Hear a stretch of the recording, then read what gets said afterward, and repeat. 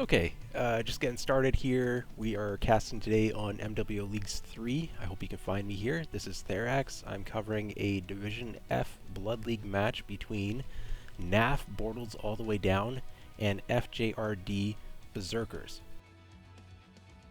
Both teams have entered the lobby, just waiting for players to get in their mechs, ready up, all that. So it'll be a couple minutes yet.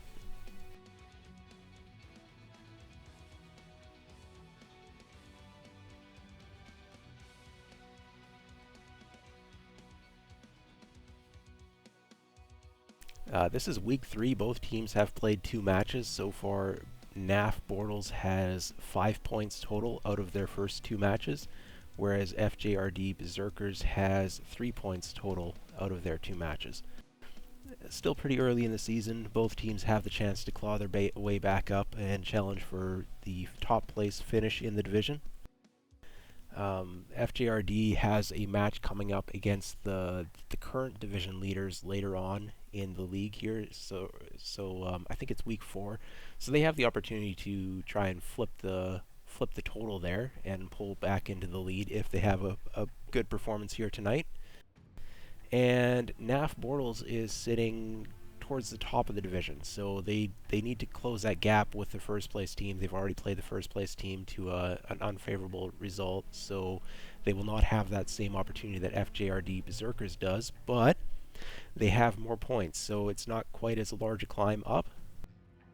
So we'll see how these teams do. I'm not sure where they're going to shake out in terms of final placement, how strong these teams are. It's a little bit early in the season to really make that make any accurate estimation as in that regard.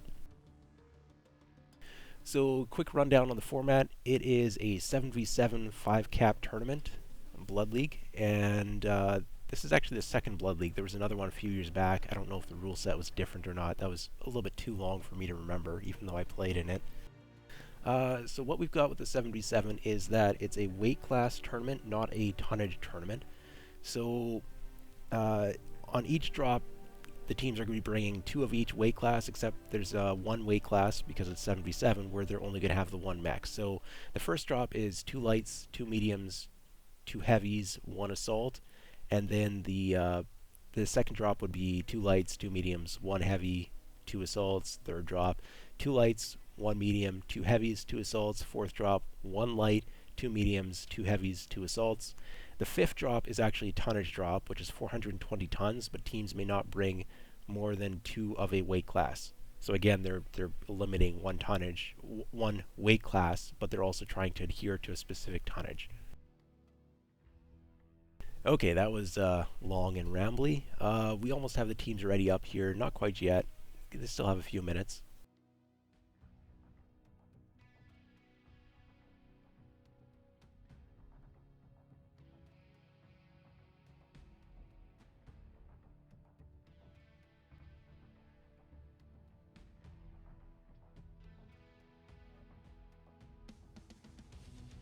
Team 1 has locked in. Now we're on Hibernal Rift, which is very similar to the old Canyon network and therefore quite similar to the new Canyon network. Still some differences. I should probably drop my brightness here because I think this map is somewhat bright.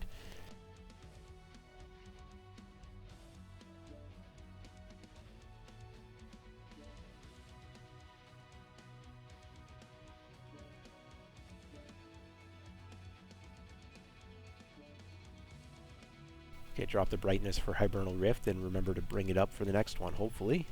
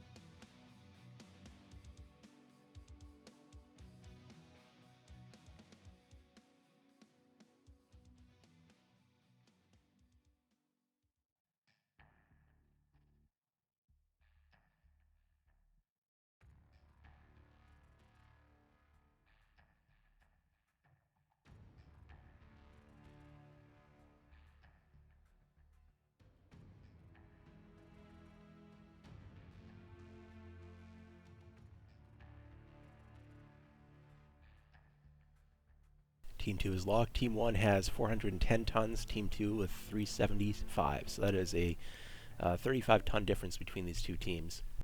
That's a rather significant gap, but a lot of the better mechs are actually at the lower end of their weight class tonnage right now. So that's not a big deal.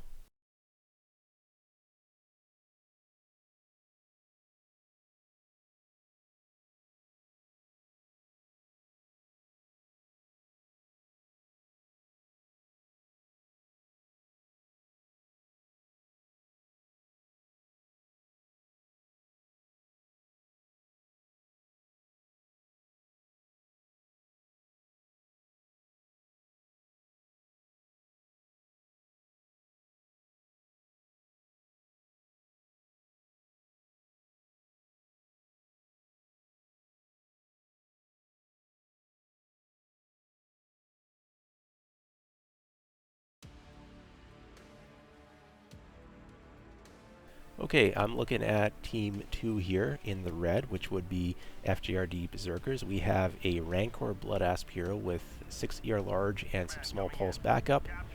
We have a Night Gear with ERPPC AC-10. Crusader with mass small pulse, or sorry, standard small lasers. Dervish. Dervish is MRM, small laser. Then we have an Incubus and a Viper. They're going for Kappa right now. Light machine gun, heavy, medium laser. And heavy machine guns, micro pulse. And a Piranha went for Theta, grabs the cap, and is running out. Now I'm going to grab the build if I can. Actually managed to click on the guy. Standard machine guns and heavy meads. Now, looking at NAFF real quick here, let's get the Black Lantern, Firestarter. They're looking at going for Theta. Small pulse here, micro. Small pulse. The Firestarter got nerfed, but it's still quite strong. Recent patch on Tuesday took it down a little bit. Crusader is Numinals PPC small laser. We have a Jade Kite with 6 UAC 2. Second Firestarter, also small pulse, and a Shadowcat with laser vomit machine gun. Now, where is the assault mech?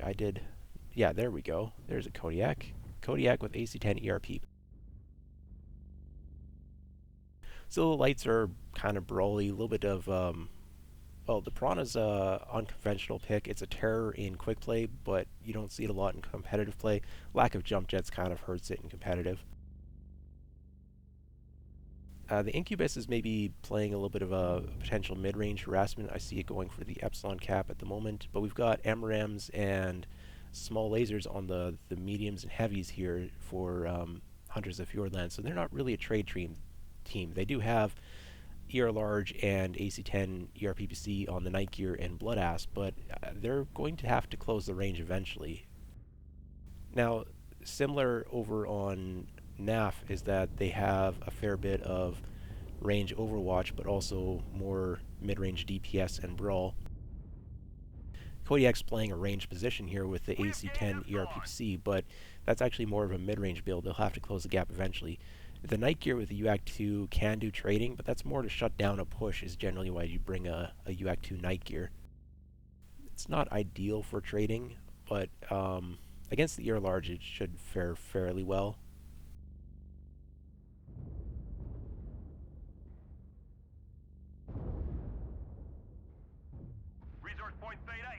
Caps are taking in the way of Bortles at the moment. A little bit of early damage coming out, Hunters of Fjordland Night Gear. Something's open on it. I'm going to take a look to see what it is. Oh, it's a side torso. That is a left torso. No, that's the right torso. Yeah, that's an important torso on that mech. So we have the early movement in here from Hunters of Fjordland. They've recognized that they need to move up. They're now making a big play on Theta, but they might be getting encircled here, and they still have not gotten to ranges where their Dervish and Crusader can engage. At some point, they're going to have to pick a direction and just push. And they're in the middle of a concave right now.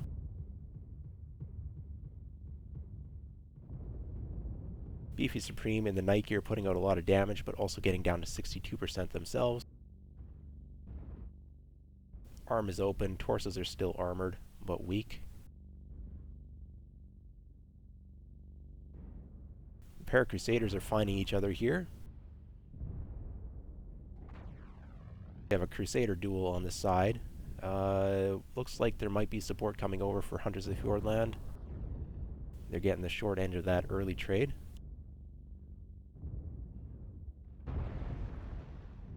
Crusader goes down for Hunters of Fjordland. They've also lost their Night Gear on Theta. Kodiak is completely fresh and is now fighting more in its optimal range. Crusader goes down, and Shadowcat, kills are tied at the moment. Here's the push. We have the push, but half of the Hunters of Fjordland's mechs, they're not looking very healthy, and some of them are already down. That Kodiak is still fresh and firing in on this. Fjordland's dropped into the valley here, taking a little bit of shelter from the Kodiak, but that Night Gear is putting in shots on the rear armor of the Blood Asp. Blood Asp is halved, and the Night Gear is moving up. That Night Gear is going to be putting up some major damage here. Dervish has finally made it in on the Kodiak, but is legged and will be going down. Kodiak is open CT. A couple good shots might drop them there. The Viper's lagged 40%. Yeah. That Night Gear, if it doesn't run out of ammo soon, that's going to have a major carry potential here. Now, while this is all going on, NAFF has actually gone and taken some more caps just as insurance, but they do manage to pick up the final kills here. And Bortles takes the first drop.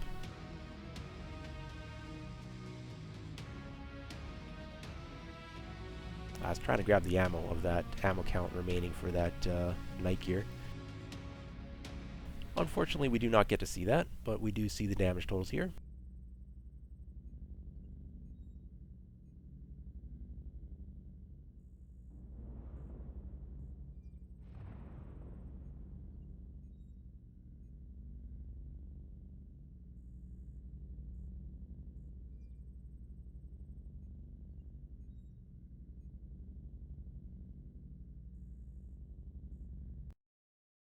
Okay, running through the damage totals real quick. Off of NAFF Bortles, the Jade Kite coming up big with the 750 damage from Beefy Supreme. Kodiak is also got 700 damage there, so not far behind. Rest of the team, much lower damage totals. We have Crusader from Luminous coming just over 300. Rest of the team is under 300 damage. The Firestarters, they don't have a lot of damage. Probably were doing a bit of capping. I think they were also fencing with the lights off screen there. Didn't really manage to get everyone in the fight there.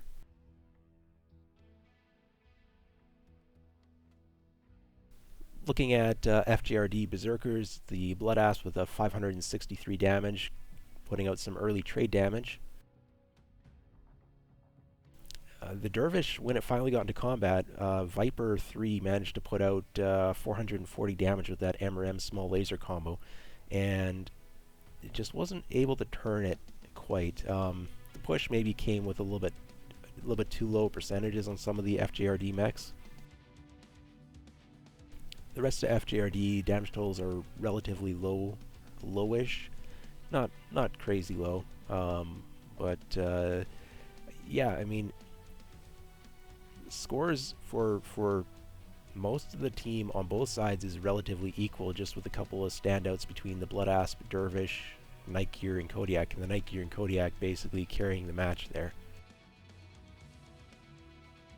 Alright, we're on to the next map.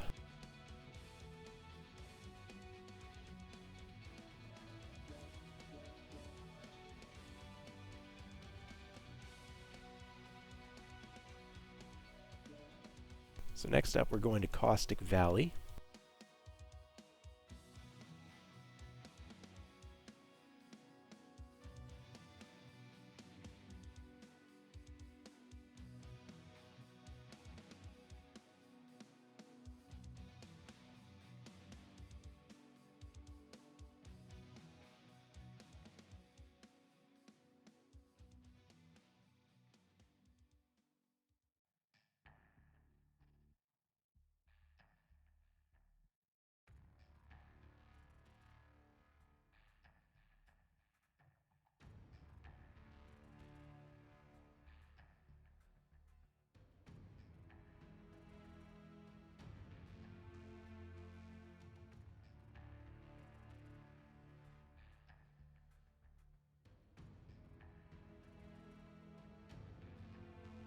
So Bortles pick up the first point of this match, but there's still plenty of match left to be played here. Caustic Valley is going to be a little bit interesting for me because I'm not overly familiar with it in the competitive scene. I've played on it a few times, but I still do not understand this map. It's undergone a couple of changes in recent years. Currently we're on the Stonehenge variant, which has a circular rock formation in the center of the map that is reminiscent of Stonehenge. So yeah, it provides a fair bit of cover around Theta, but Theta is still a little bit in a bowl. There is a fair amount of rock cover, but there's also some elevated shooting positions around the exterior of the map, or the rim of the map. It'd be interesting to see if teams figure out a way to make a push work on here, if we're going to see ranged trading. I think it's a little bit risky to try and play a cap control strat just because going to Theta, there's a lot of places that your mech could just get picked off. So I don't know how Division F is going to play this. I think it's going to be different than how Division A and perhaps B would play this. I expect that they would try to do more of a ranged trade, or maybe a slow rolling range type play, whereas lower divisions typically like brawling more. But this map, I don't know if there's a clear pathway to be taking to try and close on someone who is playing range. So I'm interested to see what the teams bring here. Now, just a little reminder that the weight classes have changed. We've got 2 lights, 2 mediums, only the 1 heavy, but 2 assaults here. So with 2 assault mechs, those could be traders, but then you only have the 1 heavy to join them for trading, so that might influence the strat a little bit as well, just the mech selection available.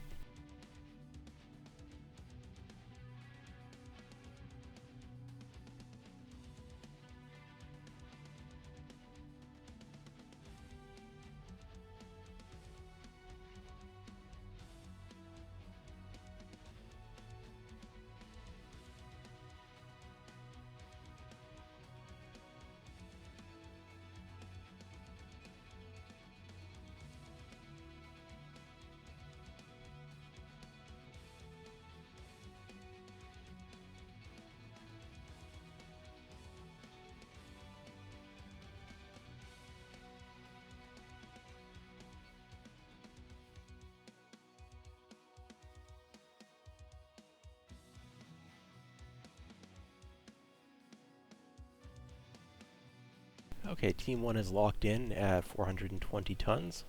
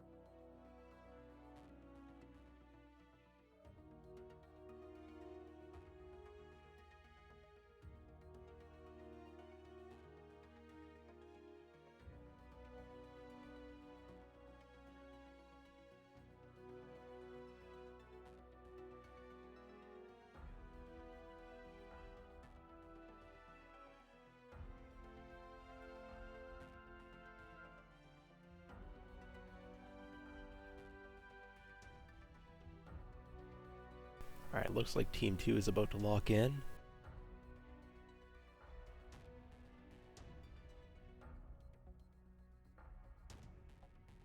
Alright, Team 2 is locked in at 405 tons. So 420 tons versus 405 tons, 15-ton difference. Sometimes the tonnage tells you a little bit as to potentially what strats teams are planning to run.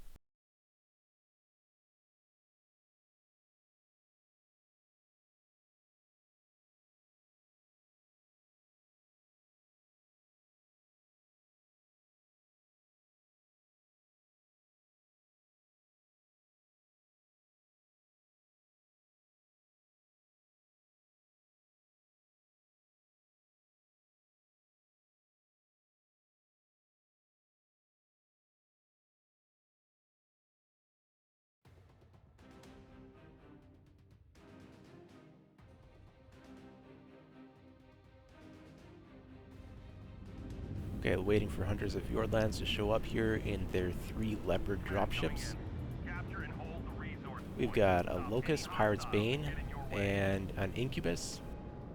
Pirate's Bane has ECM, presumably. What do we have here? Direwolf with ER large, Mass ER large, 80 ER large, Rancor with 6 ER large, and some backups. This is a Sun Spider D. I'm assuming that is the UAC 2 build. 4 UAC 2, very heavily quirked as well for high DPS. Bringing the Brawl Dervish again with the MRM-30 small laser. Early skirmish here over Theta with the Viper, and the Mistlings just bails out. Heavy machine gun micro pulse on the Viper. I'll try to get the Incubus build later, but we're just going to go through NAFF. We've got a Firestarter, Mistlings. I'm assuming machine gun on the Mistlings, small pulse on the Firestarter. The Hellfire over here with heavy large ER Mead. Mobile flanking burst mech, and then backing that up with a Shadowcat, very similar type build. We also have a Direwolf coming out of Bortles. They have Goss ER large, 5 ER large on that Direwolf. That is a big burst trader, and Marauder 4AL, similar. It seems to be parked in an ambush location. That is a UAC 2, UAC 5, so that's mid-range. Okay, yeah, it's the AL, the Alpha, not the Hero 4L. A's and 4s look a little bit similar to me when I'm not paying attention. We have a UAC 2 Vapor Eagle, so again, they're bringing a fair bit of that long-range UAC DPS on Bortles' side, and I guess they were expecting a push. Yeah, heavy machine gun ER micro on the Mistlings, and small pulse on the Firestarter as expected. Some early trade going on.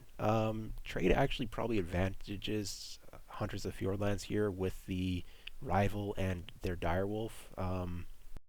They're trading with, what is it, a total of 14 ER large lasers against a mech that only has 5 ER large and 2 Gauss. Now the Hellfire coming up here from Attilas, that is going to be potentially evening the odds. Bloodasp does see it coming. Was there a UAV? No, somebody must have spotted it. So the Hellfire is not going to get the easy rear shots. Firestar is committing to this. The Mistlings isn't here. We have a self-destruct on the Shadowcat. I think that was just a pure self-destruct. I don't know if it took any damage prior to going down. So this is now the lights are coming over to back up the Bloodasp. Bloodasp is very heavily wounded on Hunters of Fjordland's side, but I think that they're going to push this back. Oh, Rancor's lost a side torso. It might cook to death, 31%. Yeah, self-destruct there, getting Christ. And it's just the Direwolf, but the Hellfire's gone down. Direwolf with the 2 lights backing it up.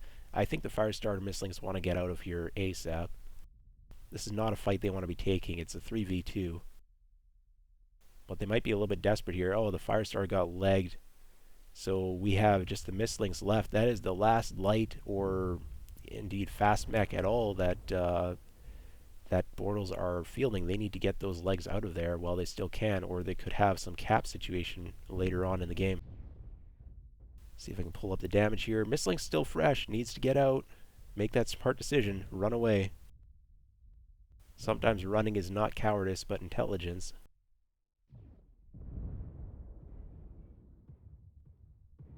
That Mistlings is not going to make it.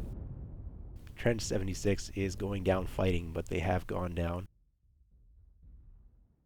And this is now favoring Hunters of Fjordlands. They lost the Incubus in that fight, but they could just try to play caps now instead of making this push, but they are going to just go ahead and use their numbers advantage to make a push. Remaining 3 mechs of the Bortles are fresh, but that will not last. I don't think this Marauder's done any fighting yet. It needs to get into the fight soon. Direwolf has an open leg. The Viper is diving. Topcat's going in alone. The Direwolf has friends here, but they don't... Are they stuck? Is that Marauder 2 stuck on that terrain? I think they are. That would explain some of this.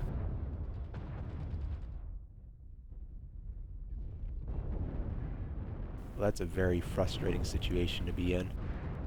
The Vapor Eagle might be stuck there as well, trying to maybe push the Marauder out of there. So that's just cleanup here, and this win is going the way of Hunters of the Fjordlands.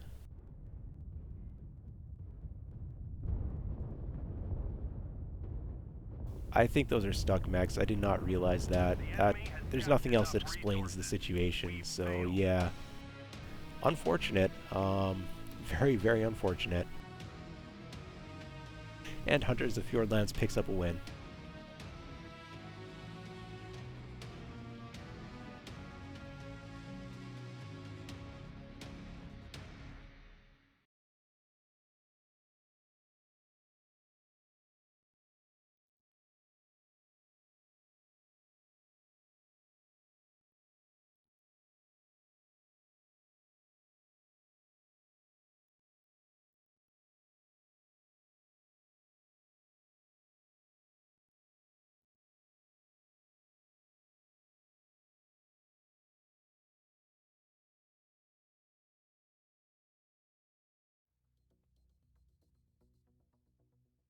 Okay, so it's a bit of a mess of a drop, as we can see here. The Marauder Alpha puts out a mere 15 damage, being stuck in terrain.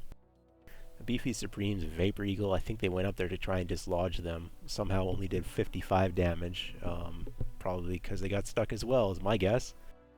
And the Shadowcat has self-destruct with only 47 damage, so NAFF was basically down just 3 mechs that entire drop. And Hunters of the Fjordlands manages to capitalize on a drastic numbers difference. They won the early flanking action light fight and carried it to a win, tying this match up at 1 point each.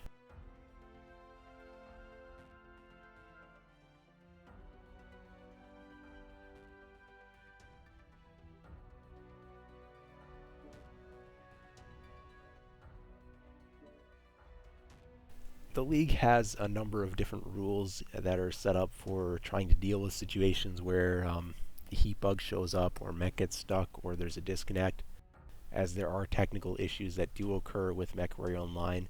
Um, but once a cap is taken, you kind of just have to play it out. There isn't really a way to restart a match or at a specific point or anything like that. So um, once a cap is taken, even if a mech gets stuck, you just play. And yeah, sometimes you get these non-drops that play out in that regard.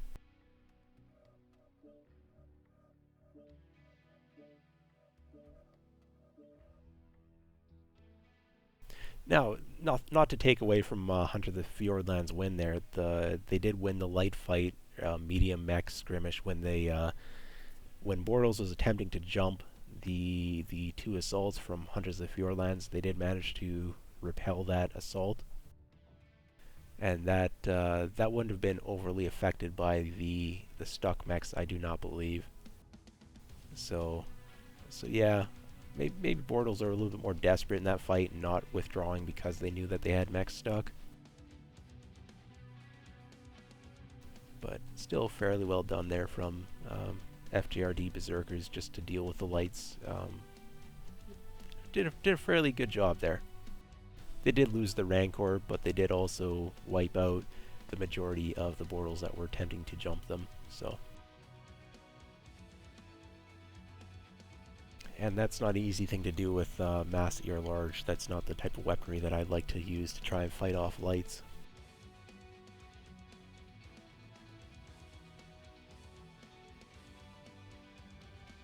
Okay, we have a lock out of Team 1.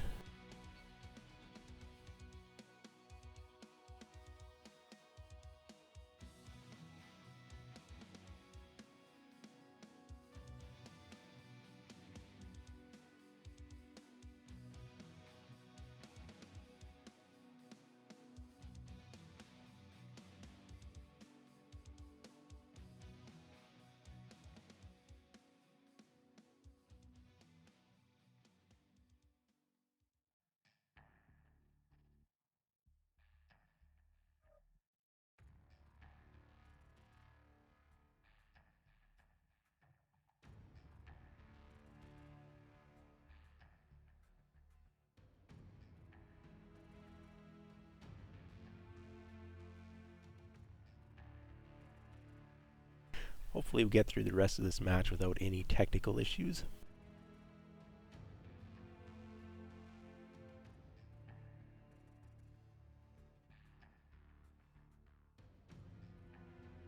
We have 455 tons coming out of Bortles and only 452 coming out of FJRD.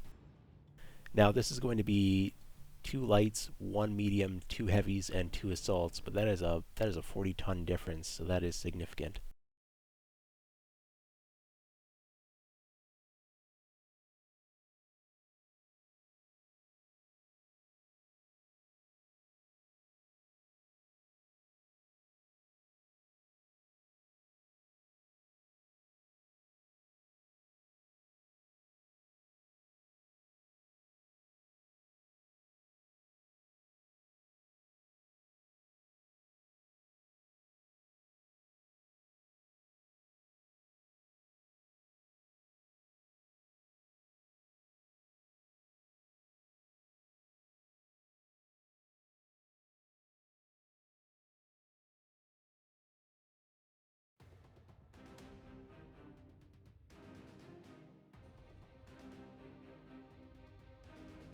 Okay, looking at Team 1 here, which is still the NAFF Bortles team. Command coming in. Capture and hold the resource point. Stop any hostiles and get Black Lantern, Firestarter. I'm guessing these are small pulse, here micro, yes. I'm going to assume small pulse on that Firestarter, see if I can confirm it later. We get the Marauder Alpha, playing that DACA build again. Hopefully this time does not get stuck in the map. Direwolf, again, same as last time. Gauss, ER large. We have Snubnose PPC Small Laser Crusaders, 2 of them coming out of Bortles. And they're using a Firestarter to scout a potential push path here around the island. Could not catch that build. I'm going to assume that it is a small pulse, and then we'll confirm that later, ideally. UAC 2, oh, I turned off the scoreboard. Ultra 2 Sunspider. What is the key for the scoreboard? There we go. Sorry about that. AC2 Direwolf, and this would be the ER large Direwolf, the W, yes. So that is a high DPS drop deck here from Hunters of the Fjordland. They are looking to push. They're bringing that Dervish again with that MRM small laser. It's a bit of an FJRD special. That push has been scouted though.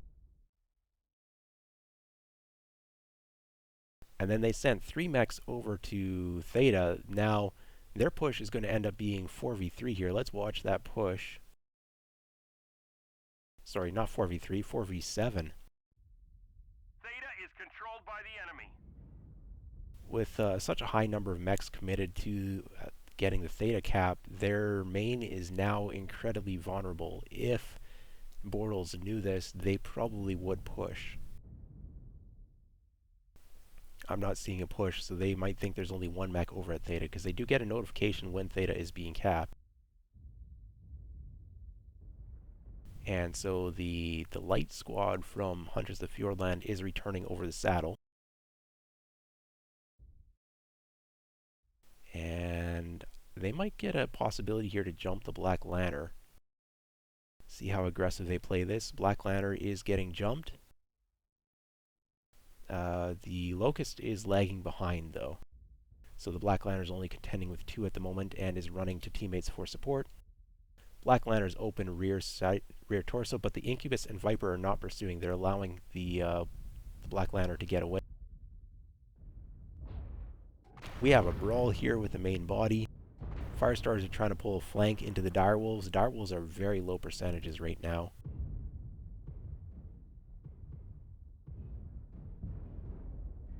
So this is a 5v4, but it's more of a 3 on the one side and 2 on the other. So Direwolves, if they can find a way to isolate themselves from one group or the other, a little bit difficult to do in a slow mech like the Direwolf, but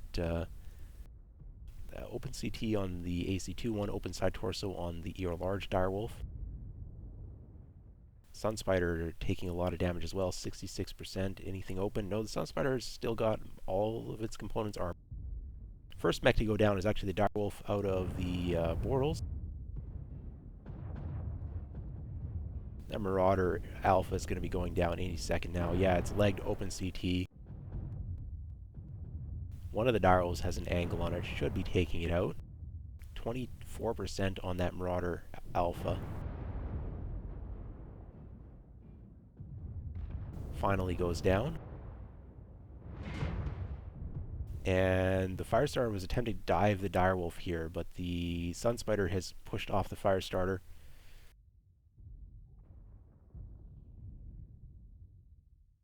First 3 casualties all on one team's side. The Bortles are down 3 mechs to 1 as they do get a kill back on that heavily wounded direwolf. Black Lantern has lost most of his weaponry there, but it's still in the fight. Still has a lot of armor. 36%, 34% Beefy Supreme tanking like a boss there. That Crusader has seen better days, but they're returning a few kills here. Hunters of Fjordland down 2 mechs. The direwolf has lost something. And that is, yeah, direwolf goes down. Now we have a legged Crusader, a legged Firestarter. Dervish is 44% themselves. This is not, there are no healthy mechs left on this field. Incubus driving in, trying to pick up the kill on the Black Lantern. Black Lantern goes down. Last mech remaining is a Crusader from the Bortles. And taking the wrong leg there, took off a side torso, did get the XL destruction there. So Hunters of the Fjordland ends up winning the fight there. The fight started off being down 3 mechs for Hunters of the Fjordlands, but they pick up the first 3 kills and carry it through to a win.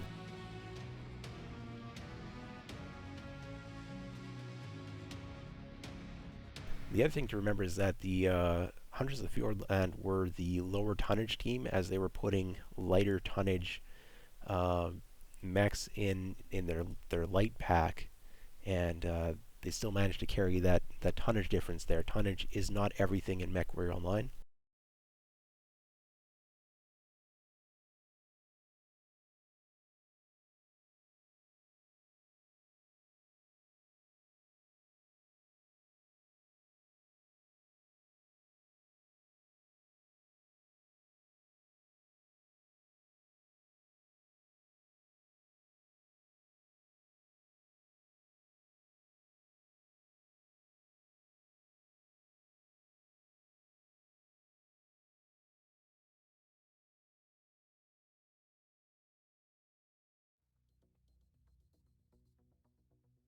I'll run through those damage numbers in a second here. I need to manually flip the 2 teams over to the other side.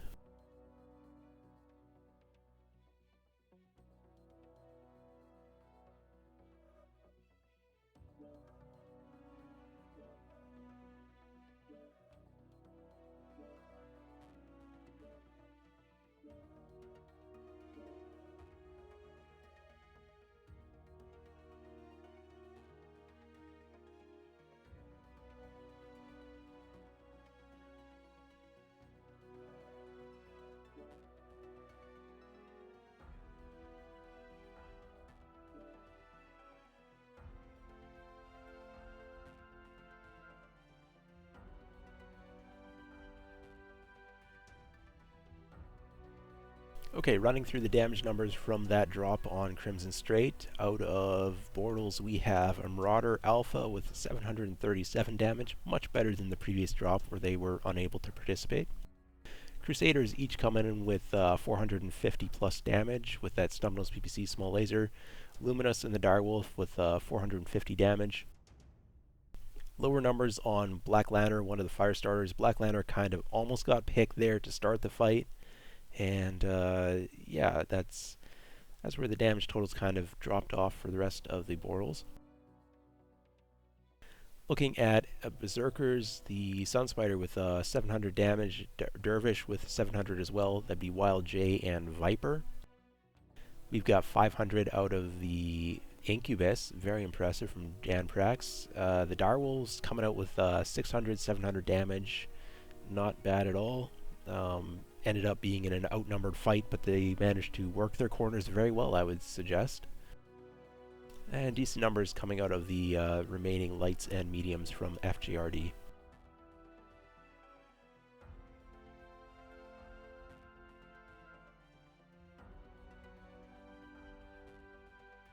That was high risk situation sending 3 mechs over to Theta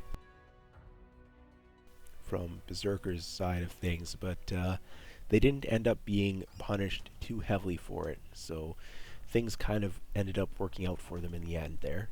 It was high risk, but they kind of got away with it.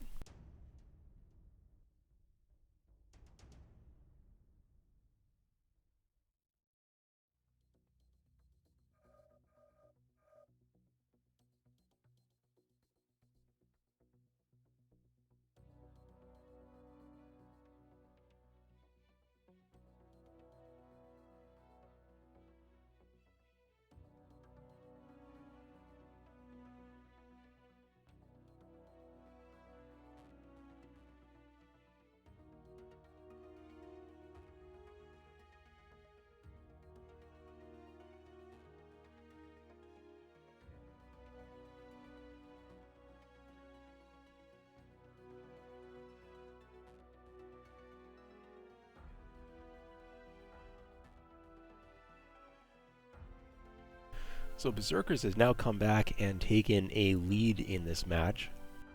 They have 2 drops 1 to Bortles 1 drop 1. So it's 2 points to 1 currently. There's still 2 drops to go, so either team could still take it.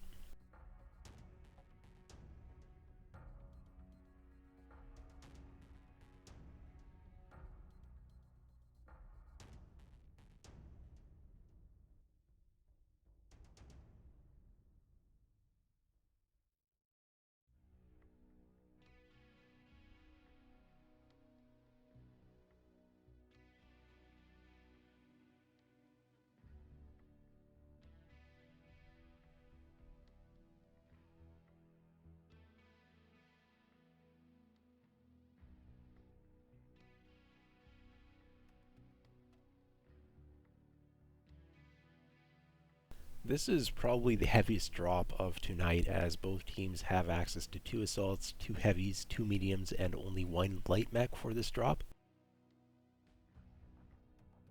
So we'll see how that changes it up.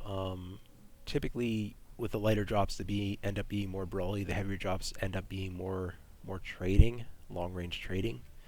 But with the Vitric Station map, I don't know if either team is going to elect to try and play a full-on range strat here. The Vitric Station ends up being a fairly long, narrow map, and the extreme range trading positions, a lot of them are blocked off by elevated terrain or the ramps, dominating feature there at the center of the map. So I'm not sure if they're going to attempt to try and find the angles for long-range trading, or if they're just going to instead end up doing something more aggressive.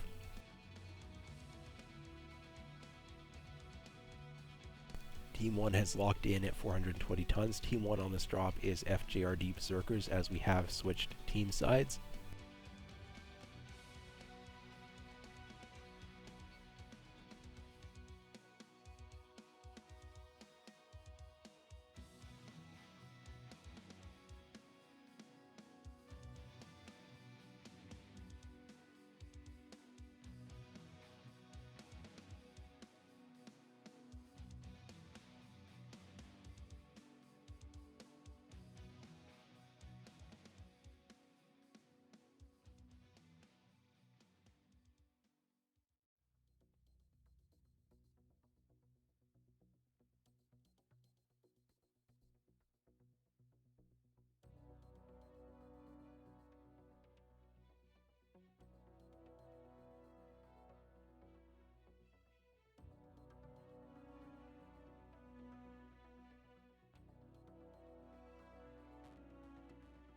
We're just waiting on Team 2 to lock in.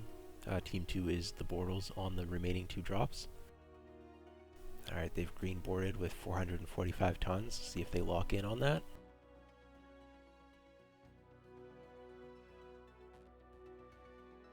Okay, Team 2 is locked in. So FJRD Berserkers has 420 tons. The Bortles NAFF has 445 tons, 25 ton difference.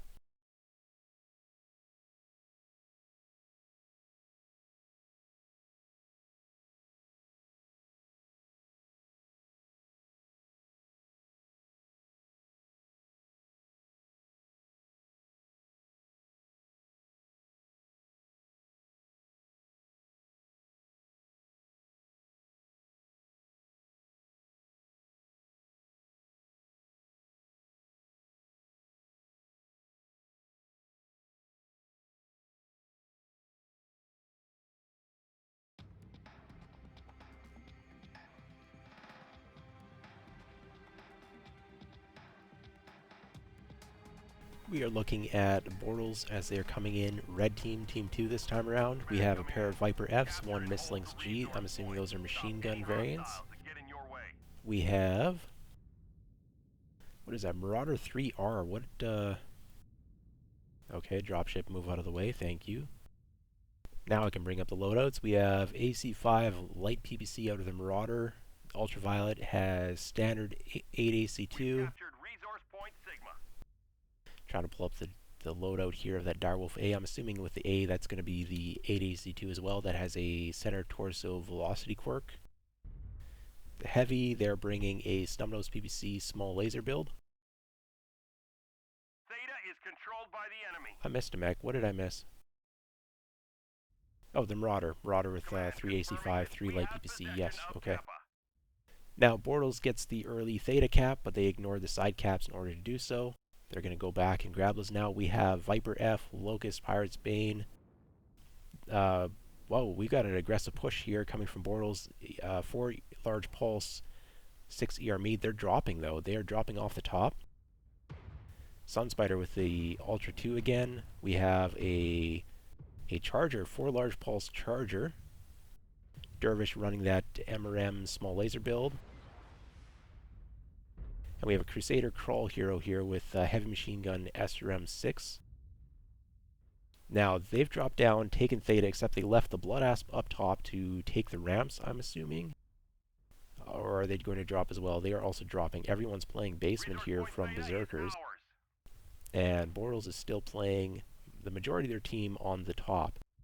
Now, this is a 3 cap to none situation at the moment. Bortles did not go back, take Gamma Epsilon with their lights. I don't know. They either have to get very aggressive or they have to turn around and get those caps. I'm still seeing no movement out of those lights and mediums to go get the caps yet from Bortles. Are they going for a back cap instead? I mean, you can't ignore a 3 cap to no situation. That has to be dealt with promptly.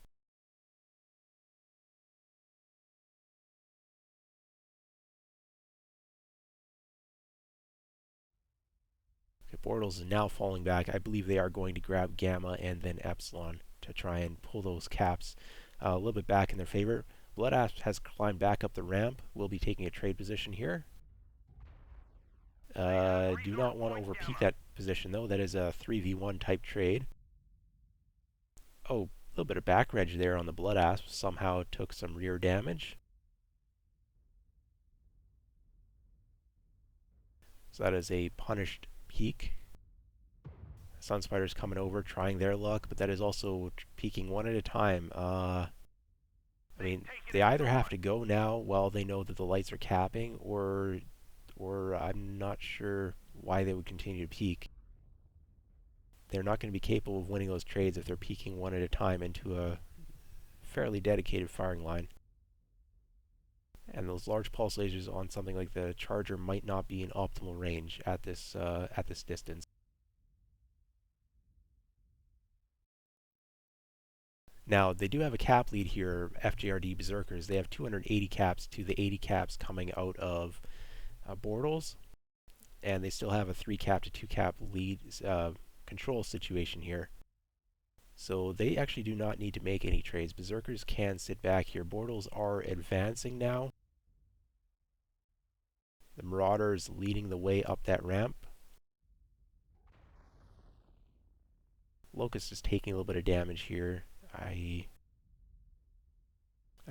mech has fallen from Berserkers. The Crusader's in the basement. So if this push occurs, the Crusader will not be in the fight.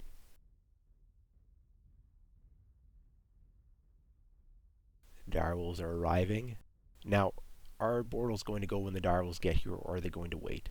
Marauders, I don't know about that, Marauder. A little bit of a solo top peak there, and the Direwolf now doing the same thing. That looks like a push was called, but not everyone is there, not everyone is going. No team has lost a mech yet. Percentages are getting low. Direwolves are free farming on the peak while there is a skirmish on the side as well. Now, Berserkers have all dropped. They've all gone basement again. This is a 4-cap situation at 450 caps in the favor of Hunters of the Fjordlands. This is very low percentages. We have a Sunspider at 20%. I mean, nobody's healthy, but if those Berserker mechs do not go down right shortly, the lights need to break off, perhaps even already, from Bortles' side in order to start getting those caps back under control. Both teams lost a mech. For the Bortles, unfortunately, it was their Mistlings, their only light mech.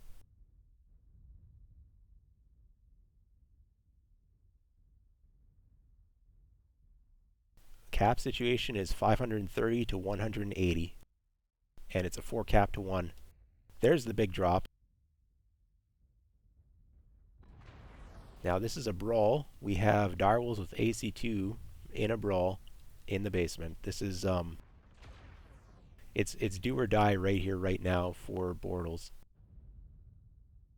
Theta is controlled by the enemy. Cap situation is almost a 600. One of the lights has broken off to go cap. However, Hunters of the Fjordlands also sent their Locust to go cap. Hunters of the Fjordlands, they are losing mechs rather rapidly at this moment, but I don't think it's fast enough. I think the cap situation has gone on for too long here. Hunters of the Fjordland is looking very, very favored to win this drop right now. The Viper looks like it's lagged. The direwolves are pushing, but even when those direwolves, if they live out of this brawl, they have to go and get caps, and that is not a fast mech.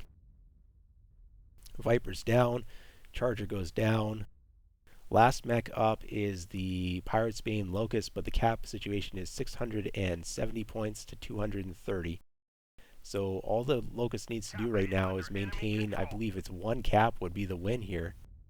So if that Locust can stay alive and keep 1 cap ticking, I want to get out of Theta there. You know the direwolves are nearby.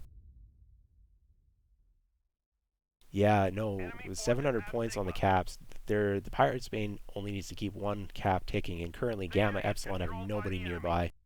This is going to be a win for Hunters of the Fjordlands. Bortles took a little bit too long getting that push,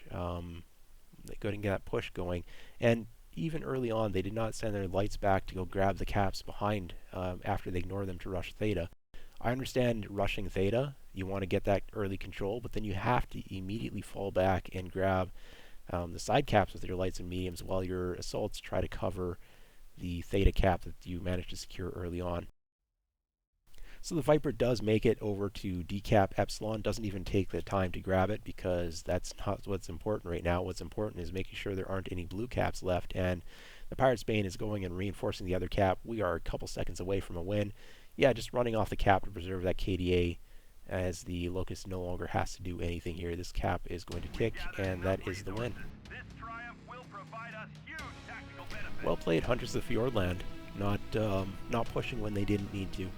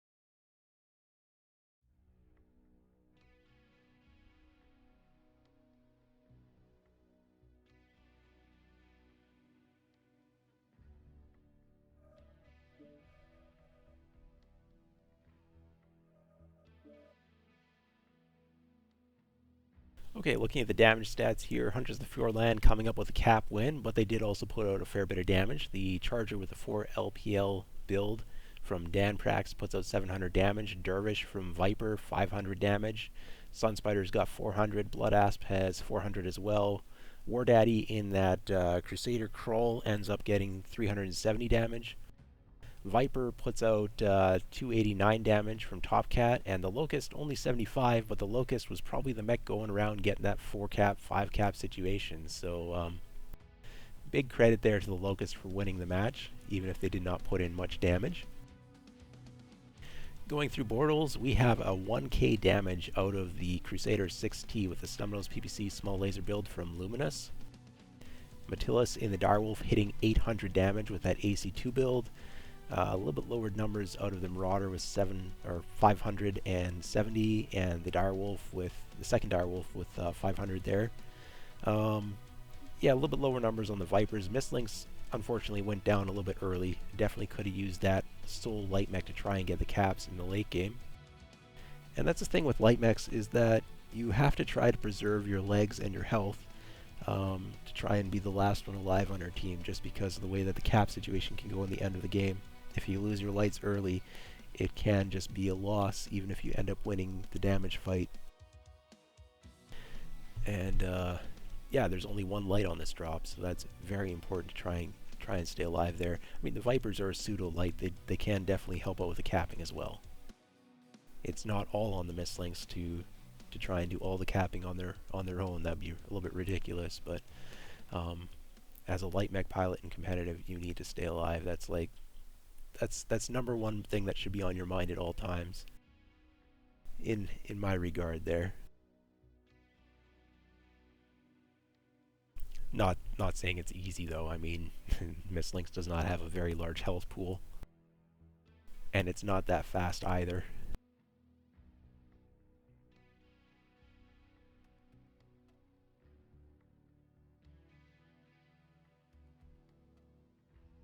We are on drop 5. Drop 5 is Forest Colony. Forest Colony, we're playing with a 420 ton cap limit on drop 5. Still 5 cap conquest. Now, FJRD Berserkers has 3 points. They've won the match, but there are still points up for grabs here for Bortles. Bortles has 1 point so far in this match. They are looking to pick up a second point here. Getting that second point is pretty important when you get to the end of the league and you're looking at standings. Every point matters.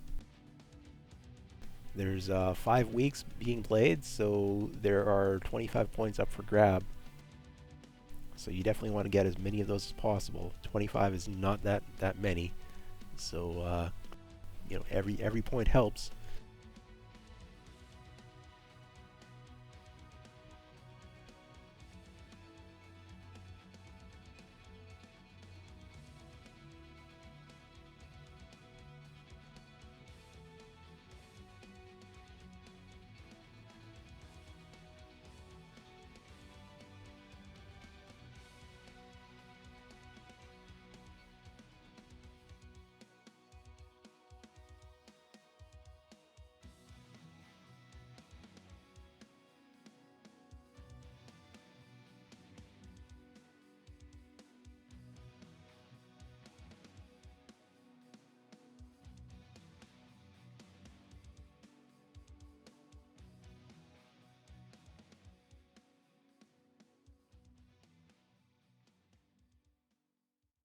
Okay, neither team is locked in yet. I would expect both teams to use the 420 tons on this map, regardless of their strat.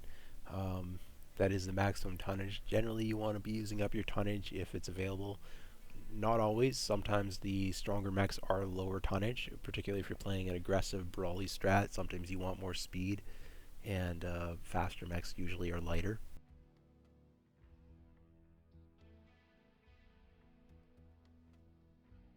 It'll be interesting to see what teams do here on Forest Colony.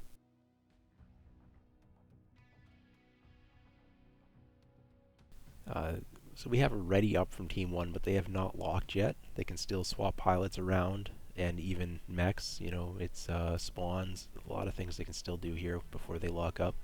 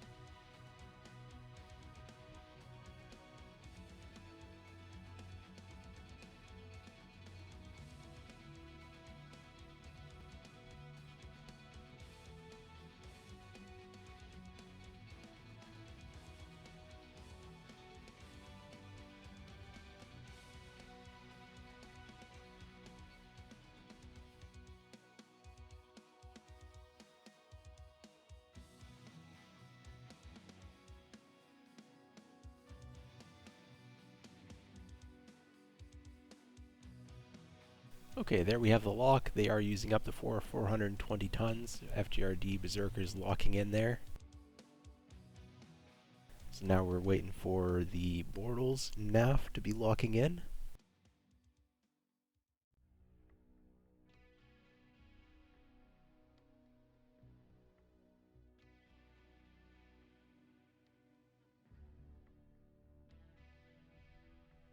There's been some significant tonnage differences on the drops tonight, but the lower tonnage drop team has been winning a fair bit. So yeah, I still expect both teams are going to take the 420 tons here. I mean, 420 is a fair bit, but not an excessive amount for 7 players when you're playing a format that requires you to be bringing lights and mediums in there. You can't just bring, you know, like 7 direwolves or something ridiculous, as much as I'd love that.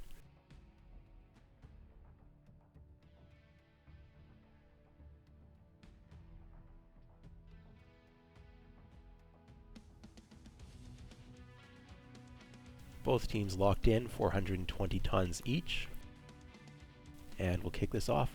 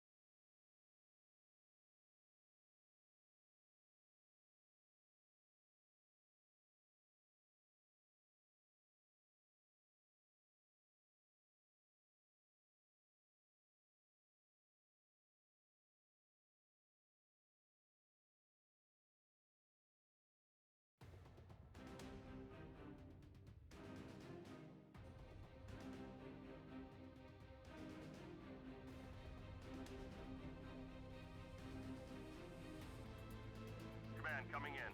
Capture and hold the resource Looking point. at Hunters of Stop any Fjordland drop deck, we have the first appearance of a Hunchback 2CA in this match, ERPPC Small Laser, a Piranha A, I believe that's the energy variant. No, it's a hybrid, okay, that's LMG, sorry, Standard Machine Guns Heavy Medium Lasers. We've got a pair of Kodiak 3s. Now, what are they bringing? AC-10 ERPPC, both mechs the same. We have Gamma. And a pair of Crusader 6Ts. Now, what are these mechs bringing? We've got small... Oh, okay. So mostly small lasers with 1 small pulse and then 14 small pulse. And we've got a Locust 3V, so no ECM on the Locust this time around. Getting out of the fight there with heavy machine gun, medium pulse. Whoa, Locust getting a bit of a rear shot. Not too bad, just 1%, 3% now. Theta is controlled Pair of by the fire enemy. starters bullying him off of Theta. Small pulse, and they have a Black Lantern backing them up, or 2 Black Lanterns, 1 fire starter. Okay. So a bit of an aggressive, tanky hit squad there. A little bit of leg damage on one of the Black Lanterns, the hero there, taking a little bit of leg damage. We have Gauss, Large Pulse, Iramid, Direwolf, so that is a mid-range Gauss Vomit. Sorry, not Direwolf, Mad Cat. Jade Kite, 6 Ultra 2, and second Jade Kite, also 6 Ultra 2. So 2 6 Ultra 2 mechs here to shut down an expected push, I would take it. So... Oh, they have a second fire starter, so there are 2 fire starters and 2 Black Lanterns. Okay. It's a little bit of an aggressive light pack here from Bortles, backed up by a pair of UAC 2 mechs and then a mid-range Gauss Vomit. So they're not really looking to trade at long range. They were expecting a push, and they are not really going to get a push here from FJRD.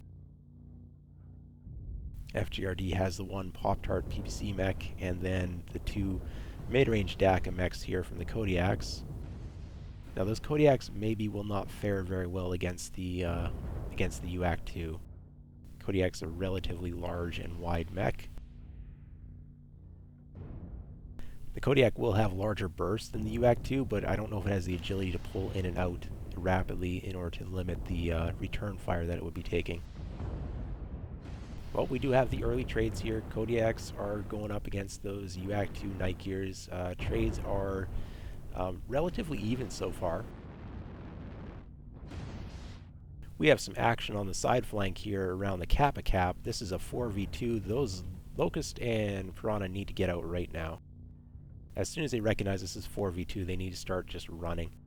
And they have no support anywhere nearby. The Crusaders could be making a move over to try and assist, but they have not yet so far. Piranha's gone down. Locust is running for its life, 67%, 62%. And this aggressive bullying pack here that the Bortles are running has done their job, killing the one light and crippling the other.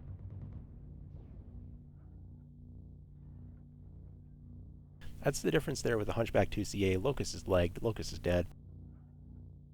There are no fast mechs remaining now for Hunters of the Fjordlands. They have to push now. And they're down 2 mechs when they do make that push.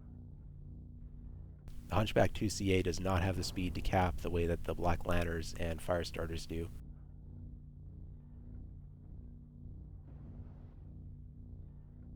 Now, nobody has the Kappa Cap right now. Do you send one of your lights back to go get it if you are the Bortles just to put that 3 cap situation, or do you keep them waiting here for that push that you are very much expecting to occur?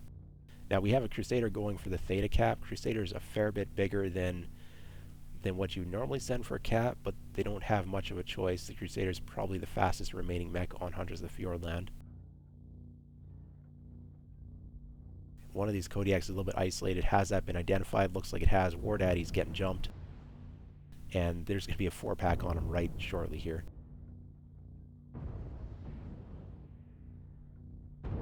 Second Kodiak's trying to assist for primary Kodiak, but probably not going to be in time. And Wild J might be taking rear shots right now. Crusader's in here, but the other Crusader's over on Kappa, or sorry, Theta. Actually, both the Hunchback and Crusader are on Theta. Neither of them are attempting to return. If this fight is lost, one of the Kodiak's down, one is halved. Hunters of Fjordland is not going to have the remaining mechs to... Like, caps aren't the concern right now. It's 300 caps apiece. And the Crusader and Hunchback 2C from Hunters of Fjordland are still sitting at Theta. Both Crusaders are still up, but the Kodiaks are both down. There's a Hunchback 2CA, but the second Crusader is getting shot in the rear now. Viper is now having to fend off a light pack. One of the Black Lanterns has been legged here by Viper. Viper took out a leg, and Black Lantern goes down. Now Viper's got a 3v1 situation. Is there support coming? No, those mechs are still sitting at Theta. I don't think Theta matters. Well, we're going to have a last stand at Theta here with remaining Crusader and Hunchback 2CA. Hunchback 2CA's open side torso. Low percentages on the traders for Bortles, but I don't think that's going to matter. Their light pack is going to come in here and clean this up. The second Crusader has an open side torso and an open arm. The arm on the Crusader matters. That is a lot of their firepower.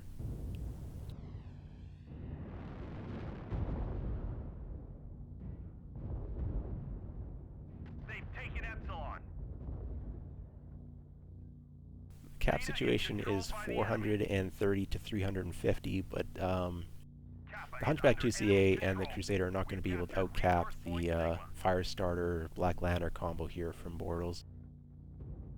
And Bortles are just pushing in to clean this up now with the Jade Kite and the Madcap both dropping down from up top. Jade Kite's open CT. Deathstrike looks to have taken a lot of heat damage. But in the end, this is a clean win from the Bortles. And basically it started snowballing around that Kappa fight. A light fight win, which forced an awkward cap situation where Crusader and Hunchback 2CA got dispatched to go for Theta, which then led to the trades not going well, the Kodiaks falling to the light pack, and it just snowballed.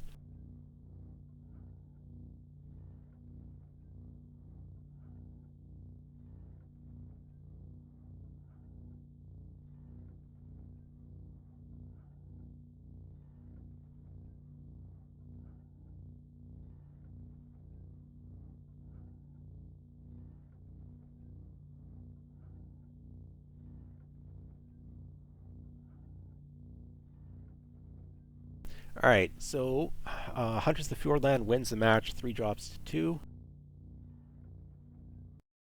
But the Bortles do manage to pick up that second point and walk away with a better result, more points going forward in the future weeks. Looking at the damages here real quick. So on Forest Colony, we have a top damage from Hunters of the Fjordlands out of that Hunchback 2CA with 570 damage with that ERPC and small laser combo. Kodiak's pulling in 300 and 250, one of the Crusaders with 240. The second Crusader, I guess, never really got in range, and the Locust and Piranha got picked off at the Kappa cap point.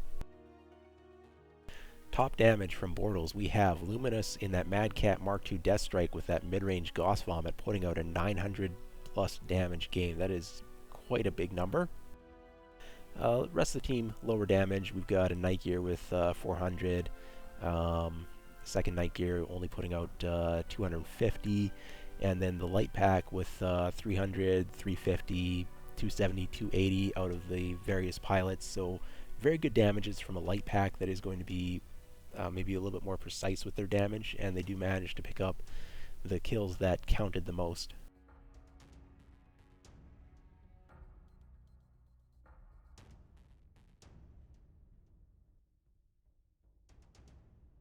And that is it for us here. So Hunters of the Fjordlands comes out with a 3 drop to 2 drop win against Bortles for the Division F match here of Blood League. This is Therax doing the cast tonight. Thanks for both teams for letting us pull off the cast here, giving us a little bit of entertainment here for everyone who's watching. And thank you viewers for showing up and giving some support to these teams here. And that is it. I'm going to end the cast here. There are other matches being played out this afternoon. I believe that there are currently matches being played on some of the other MWO Leagues channels. So if you're still interested in watching some more comp after this, and we had some exciting drops, so why not? Go and check out MWO League's main channel, which has no number behind it, or MWO League's secondary channel, which has the number 2 at the end. And thank you for watching.